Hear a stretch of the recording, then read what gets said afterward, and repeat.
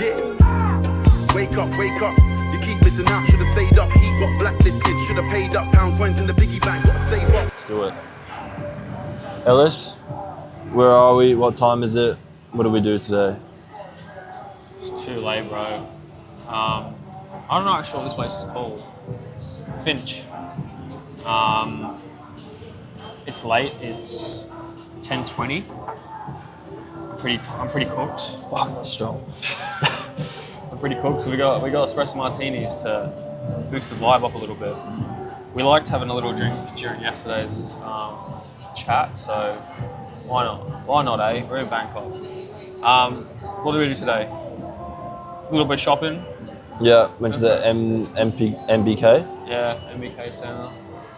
Now we're just going to be balling out and designing when we get home. Yeah, literally dripped head to toe in Louis Vuitton, Gucci bum bags, Gucci socks. Yeah. Look for us at the train stations, honestly. Yeah. No, and yeah, it's 100% authentic as well. Yeah. What's our topic for today?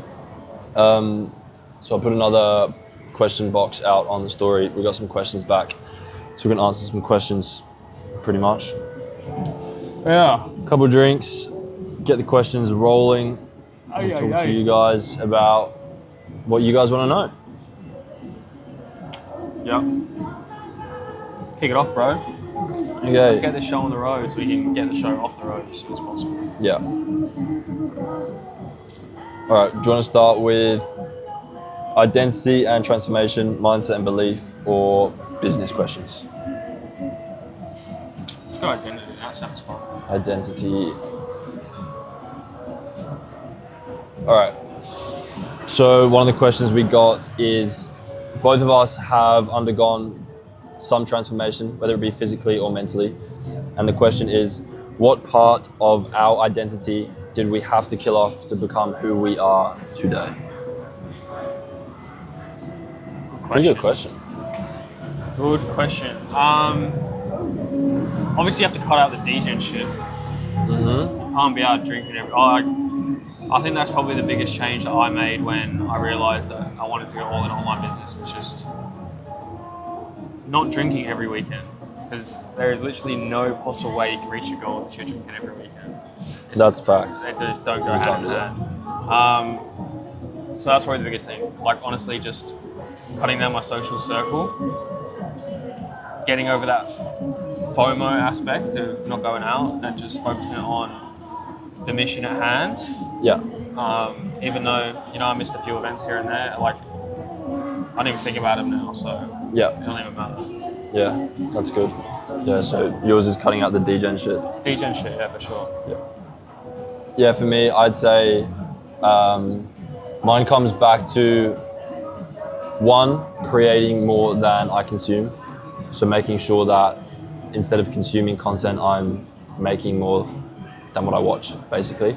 And then the second thing on top of that is actually being mindful and paying attention to what I do consume when I am consuming content.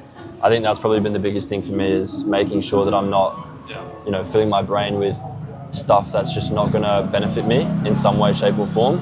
Social media can actually be very educational. Definitely, and that's what I think, like, you've gotta really work on what you want your social media platforms to look like, how you want your algorithm to look. You can train that algorithm to show you more of what benefits you rather than the things that take away from you. Italian brain rot. Yeah. I've got some videos of Ellis's My For You page is algorithm. Cool. Yeah. I need to get that shit on lock. But That's been a big one for me, is just being mindful about the things that I consume, whether that comes from social media or online platforms or other external consumption devices, whether that be books, what I'm watching on YouTube. I'm not watching, all you can eat challenges on YouTube like I used to. I'm watching things that actually benefit me. I'm trying to learn. I'm trying to absorb information, and also information from other people. I choose who I spend time with. I'm pretty cautious about where my time goes. If I feel like I'm not going to get something out of a conversation, maybe I won't engage in that conversation for much longer than I need to. And if I feel like there's something to be taken away from a conversation or relationship, maybe I'll spend more time doing those sorts of things. So they've probably been some of the big ones for me. I agree. Yeah. Same. All right, cool. Let's move on to maybe a mindset question. Okay. What's a belief that used to run your life that now feels laughable? I believe used to run my life. Yeah. That now you look at and you're like, that's silly that I ever even gave that the time of day.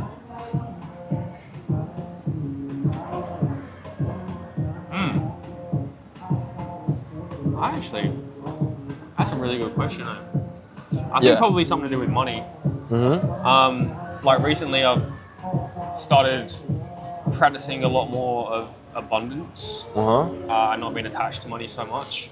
And I found that when that happens, more money comes my way. Yeah. Because at the end of the day, money is energy. And the more you give out, the more you get back. Yeah. Yeah, because I was a tight ass growing up. And I think that's just back from like my parents' beliefs as well. I just spoke about Yeah, that. I'm the same. Like my parents, they taught me to be cautious with my money and spend it wisely. And I have done that for most of my life. But in the last, like, say, 6 months to a year, I've been a lot more lenient with how I spend my money and what I spend my money on. And a good example of not necessarily spending my money, but taking more risks with investments and stuff as well, like in myself, in my mentorships, crypto, stocks, that kind of thing as well. I would have never done that a few years back. So the fact that I'm able to get over that fear and not be so attached to it now has been great, and it's helped me out massively. Yeah, that's a good point. I think, I've touched on that in the last couple of conversations as well, was unlearning certain things. And I think that a lot of the belief systems that we grow up with, they will be there in your early adulthood years, but you've got to really question them and think, are they yours or have they been passed down to you? And then think about if that belief system is going to take you towards where you're trying to get to, the things you're aspiring to, and if they don't, then you're going to have to rewire that belief system. And I think that's what you've touched on there. Right, I ate a fucking coffee bean before, Huh? I ate a coffee bean before, it's in my teeth and shit. Fuck that. Why did you do that? Well, it was in my mouth, I wasn't going to spit it out on camera. That's disgusting. Belief system for me that used to run my life that now feels laughable. I'd say it's one that's come up pretty recently, actually, and I think this comes back to the people that I'm fortunate enough to have in my circle. And when I was getting into business and I started to see some success, I had the belief system that I had to have everything as soon as possible. And that used to run my life. If I didn't have certain things, if I wasn't making certain figure, then I would be like, well, I'm not where I should be. I need to do more. I need to get there, etc. And I quickly found that that cycle for me, in my experience, wasn't beneficial. It wasn't healthy. And then I was fortunate enough to be surrounded by people that were 10, 15 years ahead of me in business and in life. They had a lot more life experience than I did. And I realized that I actually don't have to rush everything. I don't have to, try and get to this figure amount of money in my bank account. I don't have to get to this number of employees that work for me or, put a numerical value on certain things because it's not healthy. It doesn't benefit me. And seeing and hearing from the people that are 10, 15 years ahead of me, them telling me like, right, slow down a second, work on this stuff instead. Everything else is going to come as a byproduct of everything you do right now. So instead of focusing on the future, I focus a lot more on the present, the things that I can fix and work on now. And then because of that, everything then will work out better for me in the future. Yeah. So enjoy the process. Yeah. It's always better than a destination. I think we touched on it a few videos ago. Like, you'll get to the destination and then it'll be so anticlimactic. You'll be like, bro, take me back to the start when I was in the trenches. And it's a moving point. Like the end point is moving. It's constantly moving. You achieve one thing and it's like, well, I want the next thing now. You're always on a journey. Christian Guzman has that quote up at his outfit. Do you know who Christian Guzman is? Some fitness YouTuber. I've been doing it for years, but his like slogan for Alphalete, I think it's a slogan. It's proud but never satisfied. Yeah. And I've always resonated with that. So even when I was watching his vids when I was like 15, 16 years old, that has always stuck with me. Yeah. That's a big one, actually. That's similar to something that I've touched on in my founder files, is I live by something that was always grateful, never satisfied. And I'm always grateful for everything that I've got in my life, but I know that I'm never going to be satisfied. And honestly, dissatisfaction to me is a creative state, because if I'm dissatisfied, then I want to work harder, I want to do more, but I'm accepting of the fact that I don't need everything right now, and I accept dissatisfaction because it progresses me. It makes me take those steps to get to where I want to be, and that's what I love. I love the journey. I don't want to reach the destination. I just want to keep pursuing what I'm pursuing. Yeah. You always have to chase that next level, because once you get Yeah. comfortable, that's when you start going backwards. Yeah. So it's Yeah. fine to have that end goal in mind, but as soon as you get there, then you will be looking for the next step. And that's nothing to do with you, that's just human nature.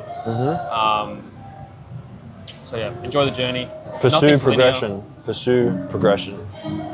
Do that. Yeah, nothing's linear. No, never linear. It's never linear. You'll have high months, low months, stagnant months. As long as you're progressing every year, at some point, you'll be sweet, bro. You'll be sweet. Yeah. Alright, I think we answered that. That's a good question. Okay, next one. All right, this is pretty interesting. How do you separate your real self from your online brand, or are they one and the same? I don't have an online brand, I can't answer this. Well, I think you can touch on it, because when you have a personal brand, I'd be curious to know if you think who you show up as online is going to be the exact same person as who you are in real life. Exact same.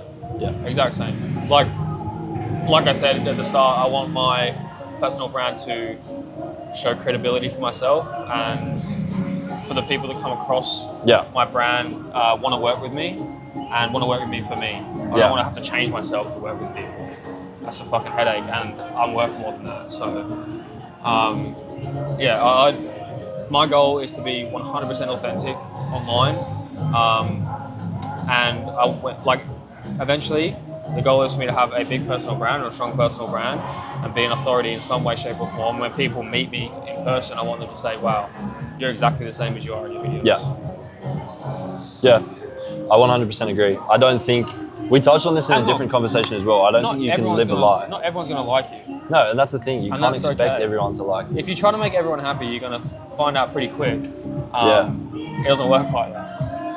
You're just gonna have to change too much. If you're trying to please everyone, you can't please yourself.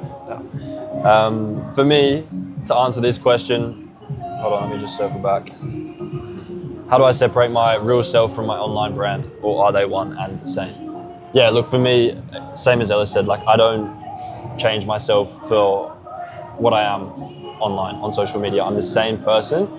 The only thing that I'd mention on this point is there's some things in my life that I keep to myself, and that's just purely based on the fact that that's not being a different person. it's not a different person. I just have, life. I keep my private life private. I don't share too much of that side of things. Online, I'm very much business orientated.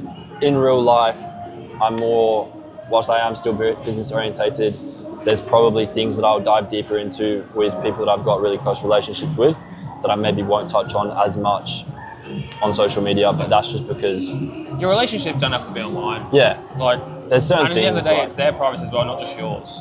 Yeah. So if people can't respect that, then don't watch, I guess. Yeah. Don't change yourself, but make sure that you know who you are and what you want to share with the world. Yes, sir. Yeah. And one thing to note on this actually is pretty interesting. And I think this might be a little bit controversial, but if you're scared to start a personal brand or show yourself online, there's probably an underlying belief that maybe you're not the person that you should be. Yeah, I agree with that. Yeah. I agree with that. Because if you were the person that you know you want to be, you would have no issue showing off online. Yeah. 100%. There's that, and there's also having the fear of not being able to provide any value. Or you feel like you're not at a point yet where you deserve to have a personal brand. But Yeah, limiting beliefs, etc. other side of that coin, people love to see building in public. Yeah. I speak to one of my clients about it a fair bit. His name's Shema, if he's watching, shout out Shema. But he talks about it a lot. He loves the building in public concept, and he takes a lot of inspiration from people like Daniel Dalen, Tom Nosk, them kind of people. And that's what he tells his students to do, the students inside the program that we run together, is build in public. Like, just post. Someone will relate to what you have going on in some way, shape or form. And it might take a couple of days, couple of weeks, couple of months to get going. But once you start being consistent with your uploads and showing your life what it really is in a creative way, something's going to click. Yeah. Something has to click. Yeah. If it doesn't, just keep going. Yeah. Keep getting the reps in. 100%. All right, we'll move on to another question. Do you want that found on you more? Moving into some business brand building side of things. What advice would you give to someone with under 1,000 followers who wants to build a 6-figure personal brand in 2025, but is scared to start showing up online? Well, get over the fear, first of all. Just post, whether that's just post on your stories. That's what I started doing when I wanted to start making content. Just post on your stories. It's a super easy entry level way to get into content creation, and it puts you out there. It lets people know you've got something going on. Yeah. And yeah, it breaks that first limiting belief of the fear of what people will think. So posting your stories, 100%. I can't give too much advice on this because I don't have too much personal brand, but from what I've heard from my clients, because most of my clients work in the personal branding space, know your purpose, know your pillars. So there's like 7 personal branding pillars or something Shema talks about. And find your style and double down on it. Whatever it is, it doesn't matter. It just has to be authentic to you. And keep it consistent, double down on it.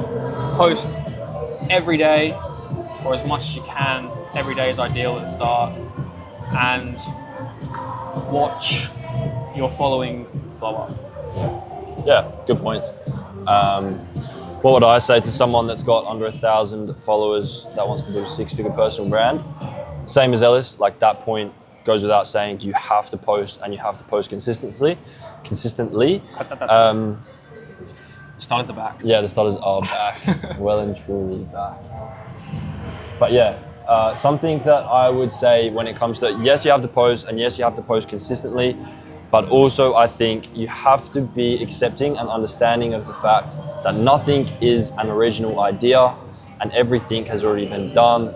You don't have to really think for yourself in this case. What I would say you need to do is find niche adjacent creators, people that do the same things as you and they share in the same way that you want to share. Look at what works for them, reverse engineer it, take what works, make it your own, spin it off. You don't have to come up with this master plan to make everything right and perfect it before you start. Find people that are doing it, find people that are succeeding whilst doing it, reverse engineer it, make it your own, and do it yourself. That's what I'd say.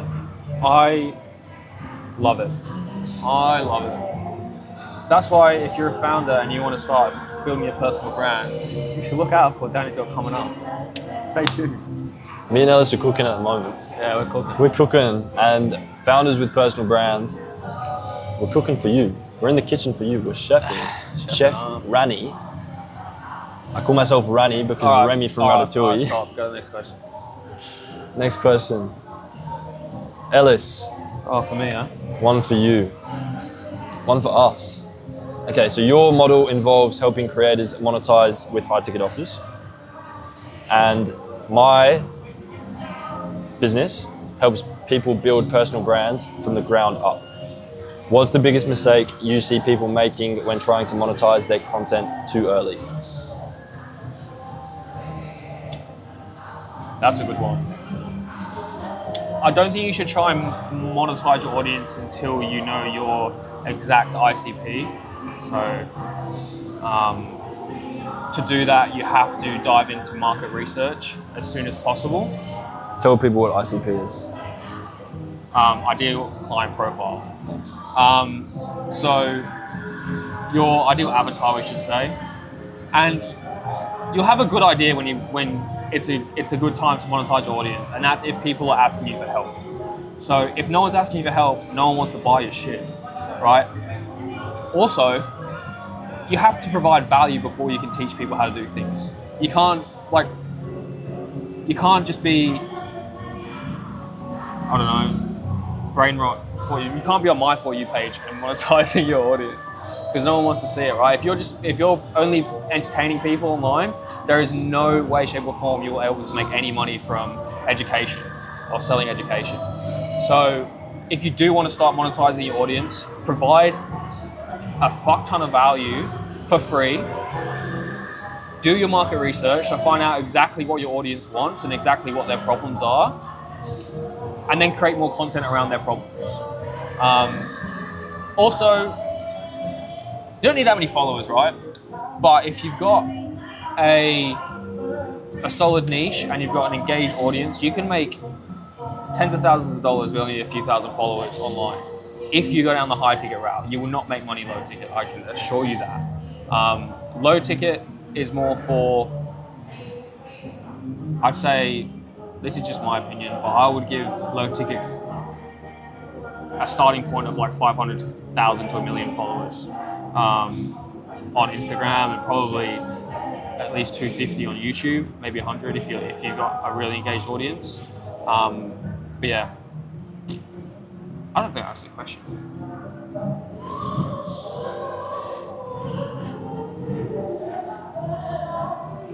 Biggest mistake people make too early when trying to monetize.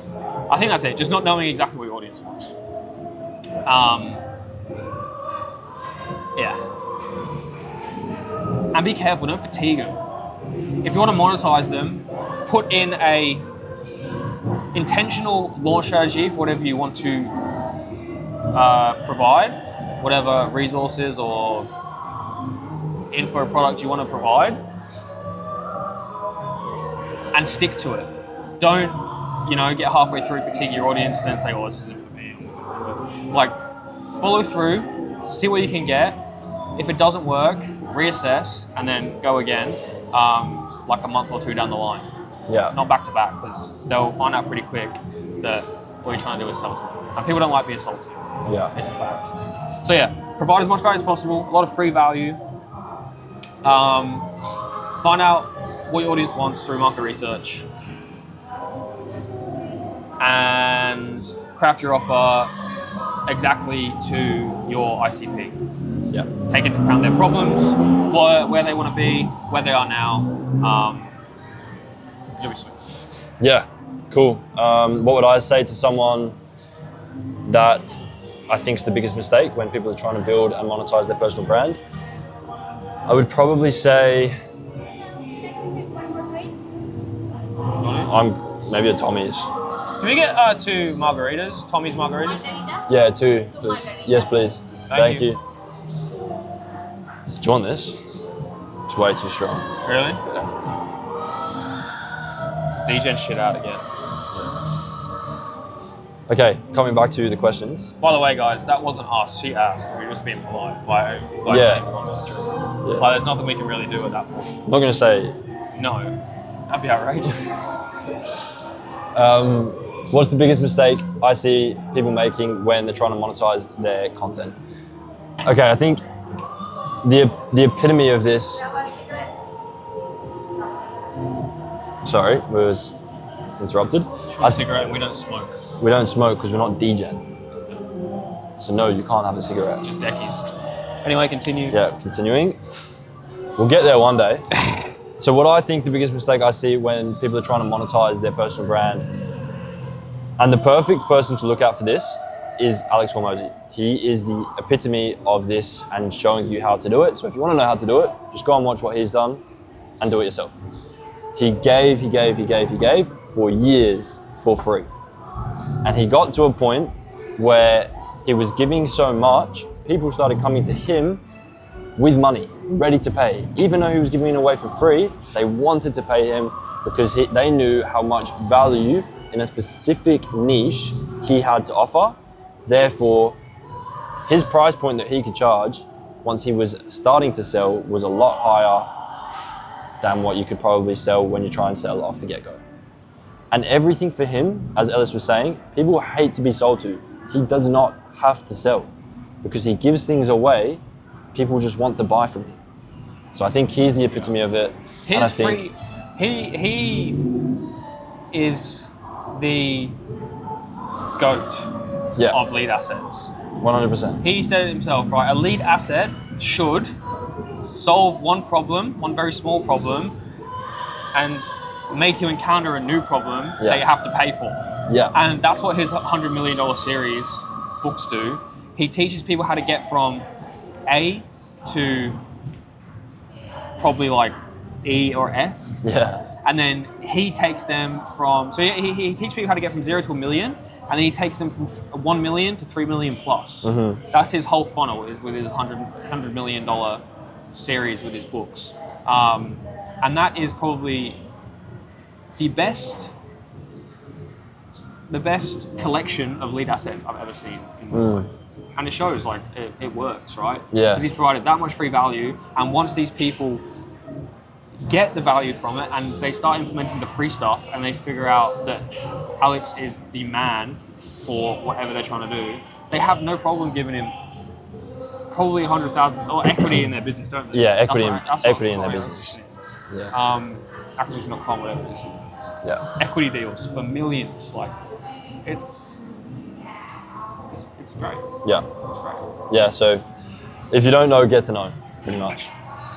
Yeah. Look at what he's done, reverse engineer it, find a way to do it, make it relevant to your business. I don't think anybody watching this is going to be able to do it to the level that he does it. Not yet. Not yet, but Don't find a say way sure. to implement the same principles into your life, your business, and do that for yourself. Yeah. All Yeah. right. If you're a micro creator right now, try creating a free resource. Yes. Whatever that be in your niche, and just do a mini chat automation. Do a comment CTA and watch your engagement blow up from that one video, because people want stuff. And if it's good enough, people will message you back and say, "Hey, can you help me with this? Can you help me with that?" Mm-hmm. I can guarantee it. Yeah. Guarantee it. Yeah. If you need help with many shot automations, hit me up, LSDeacon_ on Instagram, and we can talk. Hit him up. I'm going a few plugs in this video. Yeah. That's it. That's what this is about. All right. Next question. If you could only post one piece of content for the rest of the year, what message would you want people to remember you for?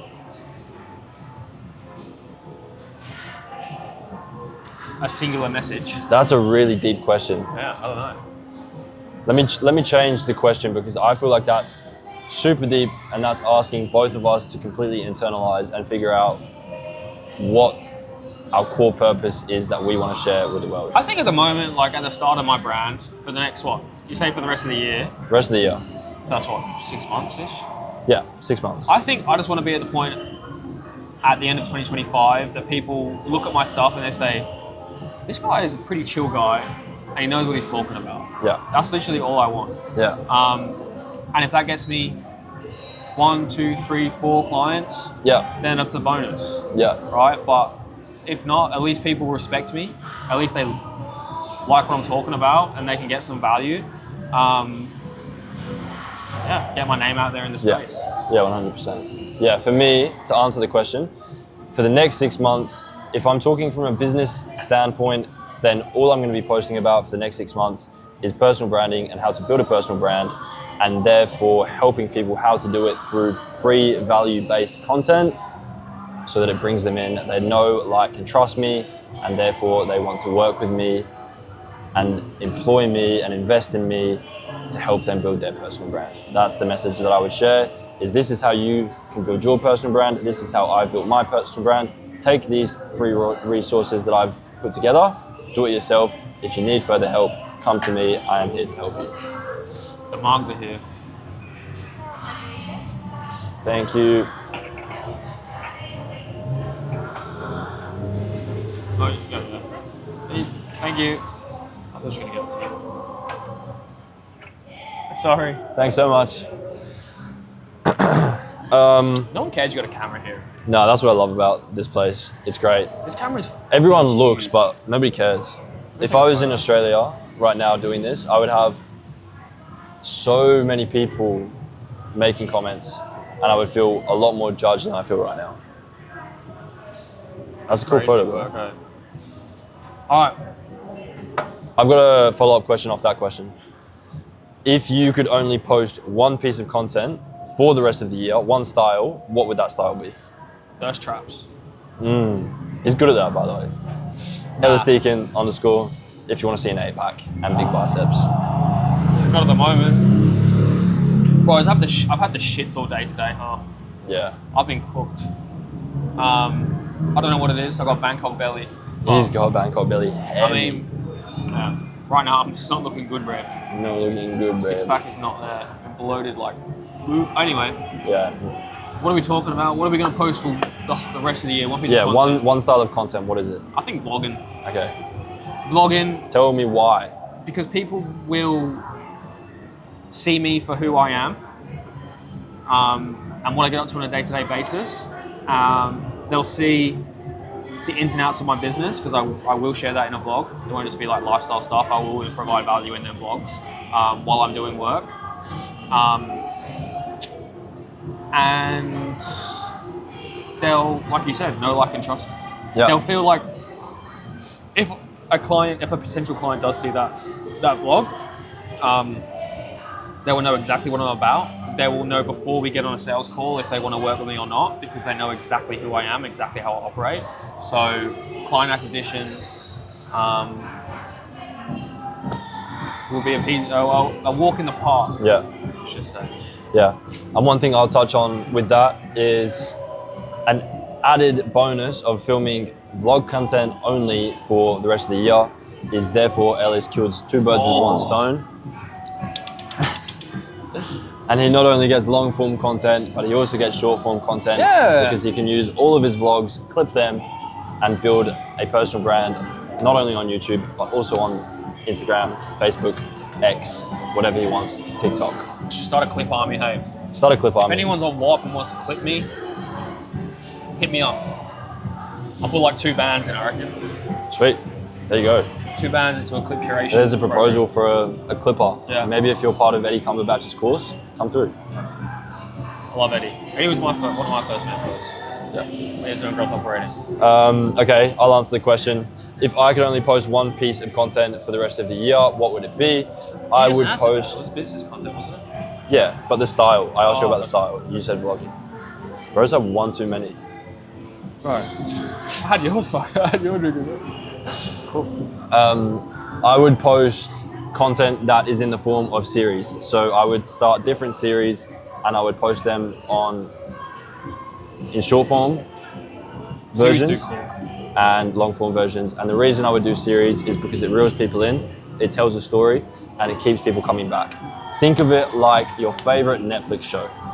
People know their favorite Netflix show. They wait every single week for a new episode to come out. They binge watch it. If I have series content there, people can go back through, they can binge my content. They're gonna know, like, and trust me a lot quicker, and they're gonna keep coming back.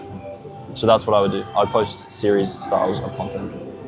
And it doesn't have to be one series for the rest of the year. It could be multiple different series touching on the specific niche that you're focused on. Cool. I'm looking forward to seeing it. Founder Files, bring it back. Founder Files, bring it back. I'll bring it back. I like the Founder Files. And then someone fell off the face of the earth. Yeah. I don't know where it went. Don't ask, bro. Okay, let's wrap it up with 2 more questions. Yeah. Okay. 1 or 2 more questions. This one comes from our good friend Dylan Marley. If you say hi, sexy. Yes, if he did say hi, sexy. Shock. All right, Dylan Marley asked, where do you both see yourself in 1 decade from now? Honestly, I see myself back in Bali with Dylan, probably at Old Man's in Mexico.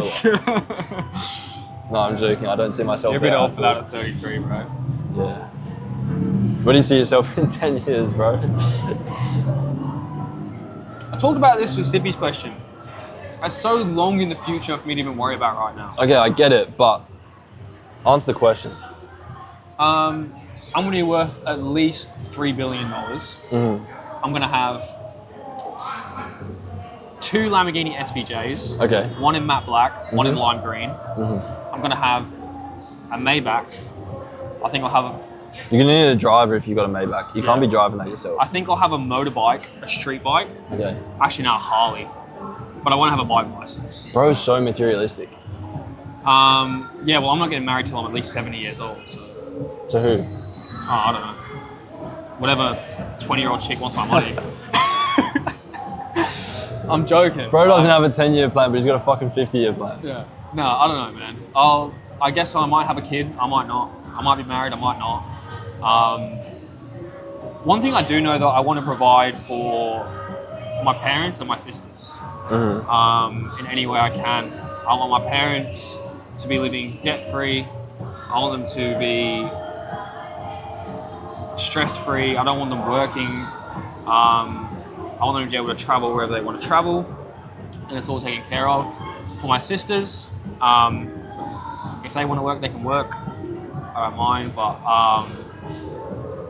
I mean, that's up to them, man, to look after them. But if they ever are in a pickle and they do need some help, more than happy. I like to pay for family vacations, bring them along, bring their husbands with them, I like it. wherever they are. Yeah, I just want to be the man, you know? I like it a lot. The man in every situation I put myself in. I like that. That's a good answer. Thanks, bro. The second half of the answer was great. Where do I see myself in a decade? Yeah. Honestly, I've gone incognito, I reckon. Yeah, you want to go off face of the earth, Like I probably wouldn't have an active personal brand, but I'd have a message that's been left behind. And the reason for that is in maybe not 10 years, but within the next 10 to 20 years, I want to be in a position where I've achieved everything that I need to achieve by that point, where I can just relax, provide for everybody that I need to provide for, build the life that I want for my family, especially my children and my wife, and then also be able to give to everyone within my immediate circle, my parents, my siblings, their children. Again, just be the man that can provide, not only financially, but also mentally, spiritually, show up, you know, be with people, be able to Be present. support, be present. I don't know if I'll have an active personal brand at that point. I'd probably prefer to be a little bit more low-key at that time in my life. You know, I see myself with a few kids at that point, at least 3, maybe 4. I got some work to do.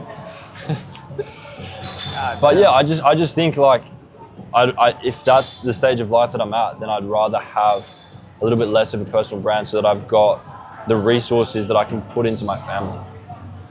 That's what it is for me. You know, I can't tell you exactly how it looks, but it's something along those lines. I'm still definitely working. I've not taken my foot off the gas in that sense. I'm still working and I'm still striving. Behind the scenes, though. Yeah, behind the scenes, I'm just, less loud. Yeah.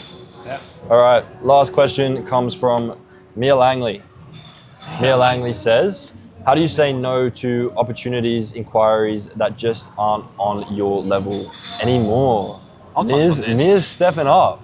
We love it from Mia. That was a good question. I think you should say yes to everything until you're at capacity. And you won't know you're at capacity until you do say yes to everything, and then there's something you can't fulfill. I said this to you not that long ago, hey, when you were talking about We did have this potentially conversation. saying no to stuff, and I said just say yes. Just say yes and figure it out later. Yeah. You'll learn so much from just doing that Yeah. all the time. If you put yourself in these uncomfortable positions and there's a bit of unknown territory, there's no other option than figuring it out, and you will only grow from doing it. So don't say no until you've said yes every single time, and then there's one time you can't fulfill. It's gonna hurt when you can't fulfill that promise or that deal or that partnership that you've put yourself in. But that's the only way you will know that you're at capacity. Okay. And when Mia's at capacity, what should she do then? What, with hairdressing, with what? Well, with the inquiries that she's getting, this relates to anyone. Once they reach capacity and you're getting the same inquiries that you were getting before. You should hire more people. Okay. That's what you should do. Or systemize. Find a way to outsource whatever you're doing. You're fine. Find a way to outsource whatever you're doing, whatever you don't want to do in your business, whether that be through people or systems. And like Corbin said yesterday, do not focus on anything else but that until it's fixed. Yeah. Yeah. Yeah, good question. Yeah, Mia, hire another hairdresser. Yeah, if that's the problem you're facing, you probably should expand. I think you're at the point now where you personally definitely could anyway. I think you've got the mental capacity, from what I've seen, to take on bigger challenges, and it's going to be stressful. Mia's a great example of just throwing herself in the deep end. Yeah.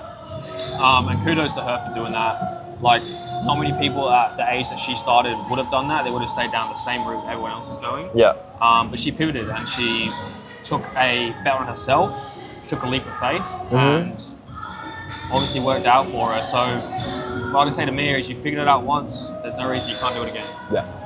Yeah, I think that's great advice. I'll touch on this quickly. Very similar to what Ellis said. Me and Ellis had the conversation where I was saying no to a lot of things because I felt like they weren't, the inquiries that I were getting weren't at the level that I was at. And I was turning down a lot of opportunity. And then I took on everything. I said yes. Ellis told me to start saying yes more. So I was like, okay, I'll say yes more. I did it.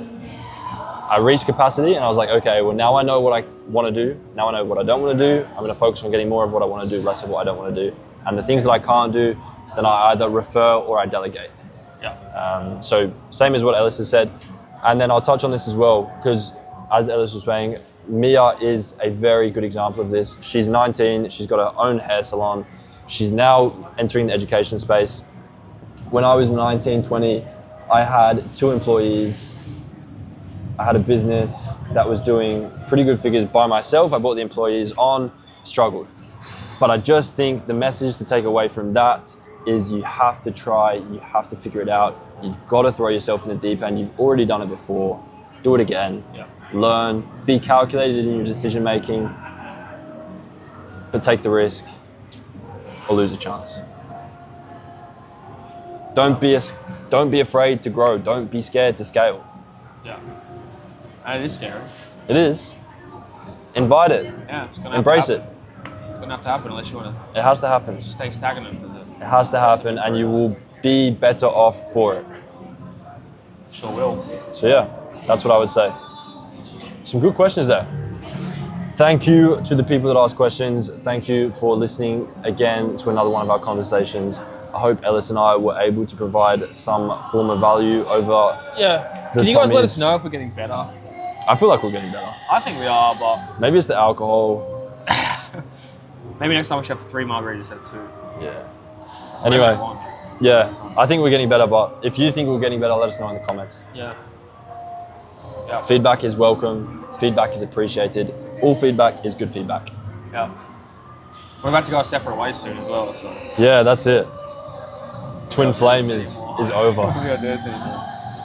Twin flame is done. But yeah, thanks for being here. It's been a pleasure answering your questions. I feel like we touched on some good points, shared some good value. Yeah. And we'll be back again tomorrow for the last episode of this Bangkok series. Might do one when we're in, oh yeah. Bangkok Do one series. when we're in Perth, huh? Yeah. One. Last one of the Bangkok series, because we leave Bangkok on Saturday morning. Unless we film one at the airport, we'll see. We do one in the business lounge. If they have one at that airport, I don't know if they do. We'll find out. But yeah, thanks for being here.